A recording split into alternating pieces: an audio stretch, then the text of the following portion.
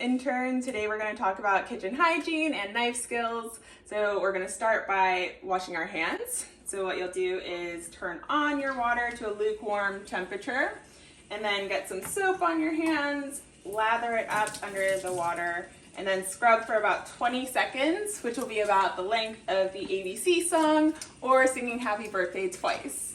And you want to make sure you get under your fingernails too, so you can do that by scratching your palm, or if you have a hand washing brush, you can use that too. And then rinse off your hands, turn off the faucet, and dry with a clean dry towel.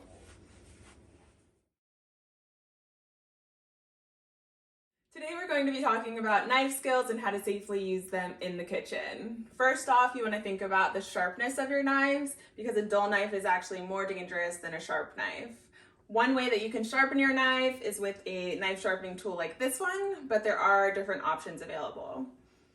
Now we're going to be using two different knives for today's video, a chef's knife, which is the bigger one, and a paring knife, which is the smaller one, which is great for smaller food items, and the chef's knife is good for bigger food items, but you can really use it for almost anything. So let's go over how to safely hold your knife. The best way to do that is holding the knife on the blade with your thumb and your index finger.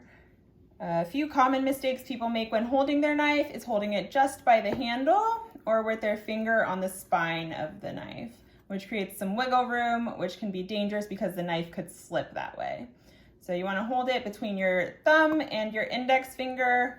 That way you have a nice grip on the blade, a lot of control, and it may take some getting used to, but try to keep that hold on the blade.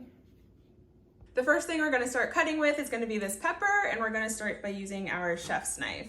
So to start, you're going to cut off the tip of the pepper.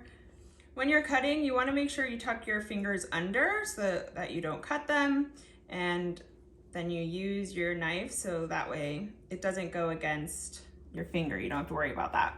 When you cut a pepper, it's nice you can cut around it just by slicing in and then cutting around the seeds that are inside, so then you don't have to worry about that mess. And then you just go around the pepper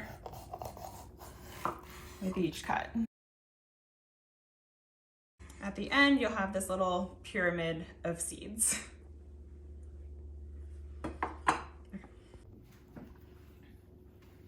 And now that we have our pieces of pepper, we're going to cut them into slices. You can really use either knife. For this example, I'm going to use the paring knife just to show you how you can use a smaller knife with your knife skills.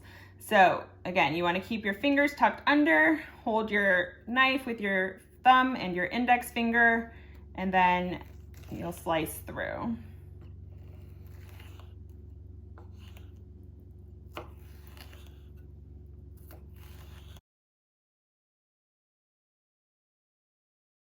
And now you have some peppers ready for eating.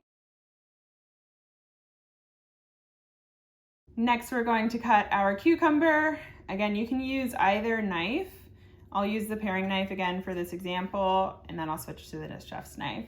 So you want to hold with your fingers tucked under and slice down in a swooping motion.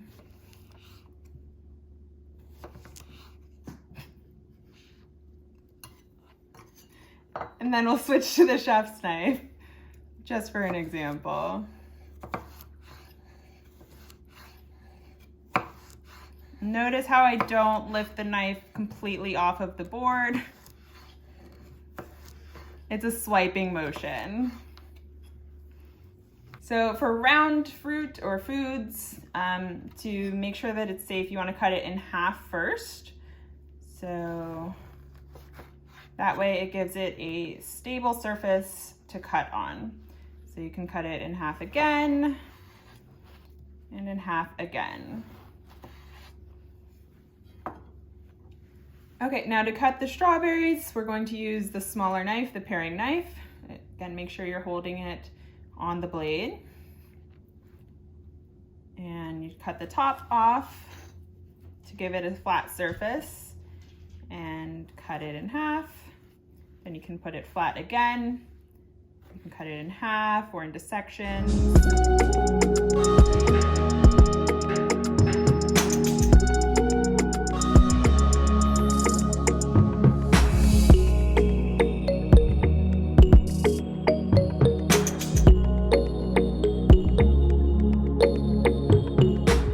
For chicken and meats, you want to use a plastic cutting board rather than a wooden or bamboo cutting board. If you are using the same cutting board you used previously, you should flip it over to avoid contamination. For your meat, again, you can use either knife.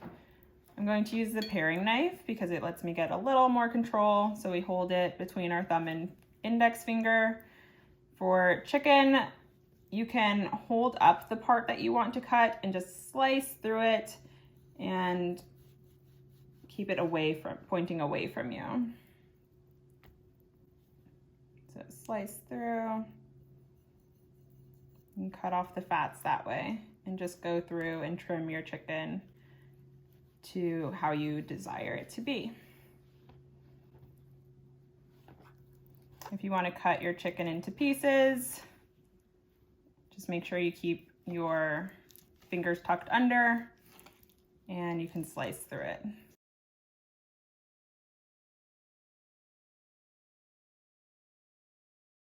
After handling raw meat, you also want to wash your hands again after. So we're going to, again, turn on the faucet, get some soap, lather up, and scrub for 20 seconds. And that's the end of this video. Thank you for watching.